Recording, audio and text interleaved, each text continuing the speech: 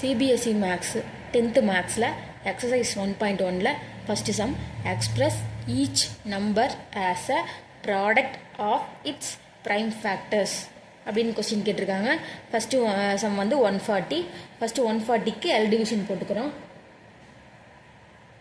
இந்த நம்பர் வந்து first 2ஆல் divide ஆகுது அப்படின்னு பார்க்குறோம். அதுக்கு வந்து கண்டிஷன் வந்து லாஸ்ட் நம்பர் 0, 2, 4, 6, 8.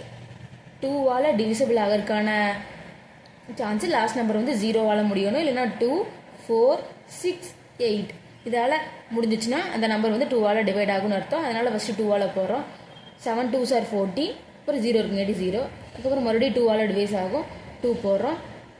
3 2s are 6, இங்கே ரிமைனிங் 1, இங்கே 5 2s are 10. அதுக்கப்புறம் அடுத்தது நெக்ஸ்ட்டு இது வந்து 5ஆல் தான் டிவைட் ஆகும், 2ஆல் டிவைட் ஆகாது, 3ஆல் டிவைட் ஆகும், அடுத்தது 5ஆல் தான் டிவைட் ஆகும். அதனால் 5 போட்டுக்கிறோம். 5 7s are 5. 7 வந்து எதாலையும் டிவைட் ஆகாது, அதனால் அப்படியே போட்டுக்கிறோம். இப்போ 140 equal to 2 into 2 into 5 into 7.